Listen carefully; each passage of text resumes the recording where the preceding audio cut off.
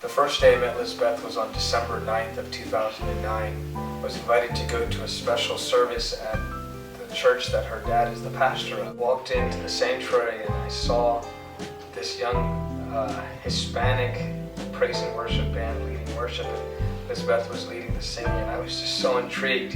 So after that conference, my dad invited Michael to come and speak at a men's meeting on Saturday night, and he also asked him to come and speak at our church on Sunday morning. That Sunday morning, as I was ministering at the church, Lisbeth was sitting on the front row and she was just saying, "Amen, that's right, preach it." And I felt like my points were really connecting because she was sitting there and she was just such an encouragement and such an amen corner. And I felt like, man, this message is really pretty good. So after service on Sunday, we ended up having lunch all together. My sister and some of our friends from church, we were all there and we had lunch with Michael. And we actually had our annual youth retreat coming up, and my sister and I were like, well, we need a speaker, so why not invite Pastor Michael Matthew? And we talked to him about it that day, and he agreed. And so Michael and I, during that whole process of getting everything together, we really connected and got to know each other a lot more on a friendship level. We became really great friends. So for the next three and a half years, Michael and I were just best friends. We had such an amazing relationship. We have such an amazing relationship, and he was honestly that person that I talked to about anything and everything.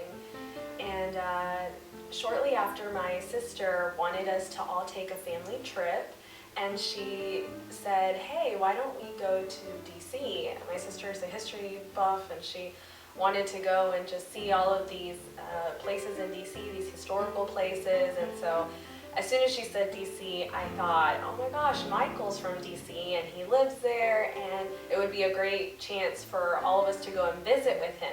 So as soon as I called Michael and I told him that we were thinking about going to DC, he immediately said, you all have to come and stay at my house. And I got really excited. I told my family, and that was going to be the trip that would literally change our lives.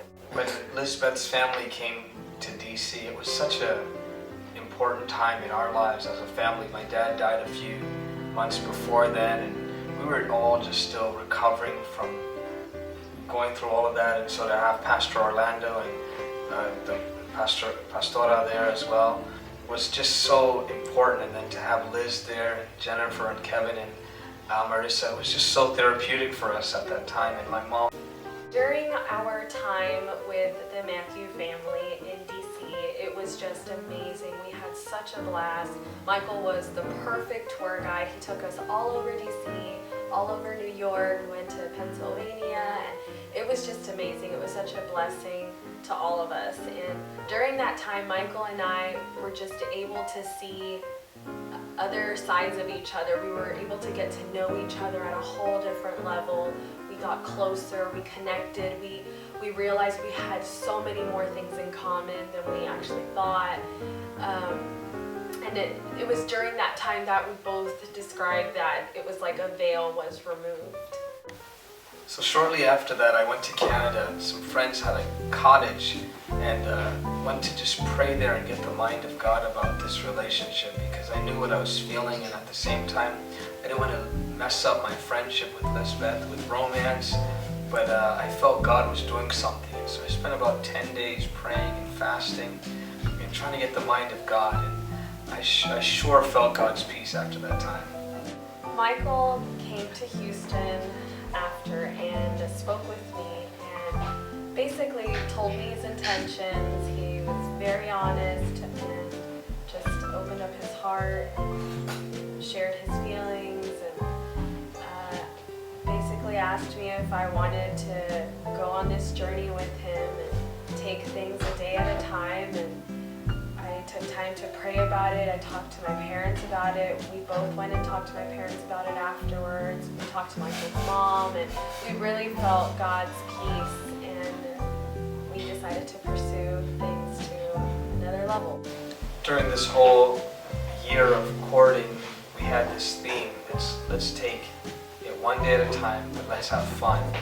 was an amazing year, and I realized that things became serious, and so I went and talked to Lisbeth's parents, and I just told them, you know, I want to propose to your daughter. Well, before that, I asked for their permission, and gracefully they accepted, and then I told them that I wanted to propose. And Liz had 4 criteria for the proposal. She said she wanted her family there, she wanted to make sure she looked good, she wanted to make sure it was recorded, and she also wanted to make sure that it was a surprise. And so that's how the proposal came about.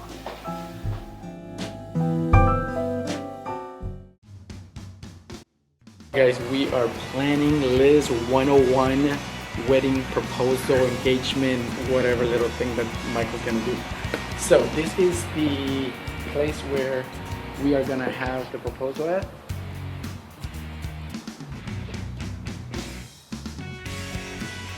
Liz and her friends are gonna be at Starbucks. They're gonna walk in through the little bridge that you see there. They're gonna walk up here. There will be an acoustic worship set going on with a high school friend of hers. So as Liz walks in, she'll probably tell one of her friends, oh my God, I know her since high school. So she'll stay and get in worship mode. We'll have a spy here that will let us know when Liz has her eyes closed, whenever she's in full worship. Then at that point, we'll release the families from aisles that you see coming in. As the families come in, Liz will still be in worship mode, but she'll know that something's up. Yet nobody will say anything. We're just here. We're gonna get in worship with her. Then at that point, we see Michael coming in from that angle, right behind the acoustic singers, and just come up here and start talking to her and telling her what she needs, wants, has waited to hear her entire life, and we're gonna have an amazing proposal. So Operation Lisbeth Hernandez is in effect May 5th, Cinco de Mayo. And today's the day that I'm going to be proposing to her. I'm going to be asking her to be my wife. And today she thinks she's going to a banquet. And our friend Jasmine told her to come and meet her at to talk about an upcoming conference that was going to be singing at. And I'm so happy that the plan is in effect and it's already working well. Can't wait to see what happens today. I just hope and pray everything turns out good. I've been praying and I'm so nervous today, but I think everything's going to be okay.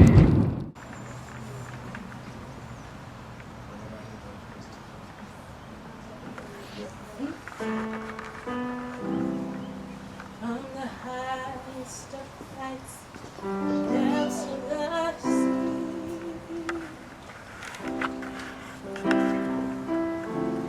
creation's revealing your majesty. From the colors of fall to the fragrance of spring, every creature unique in the song that it sings, all explained, indescribable, uncontainable. You place the stars in the sky, and you know them by name. You are amazing,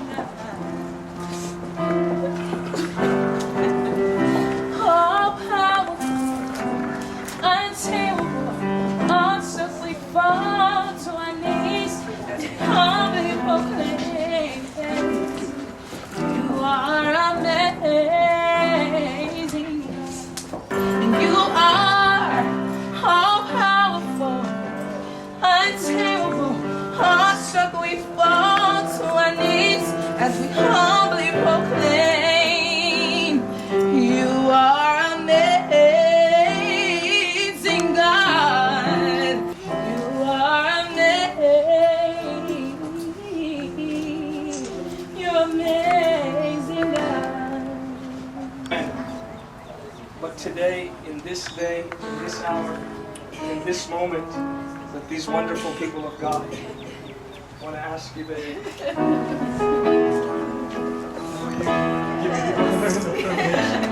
will you be my wife?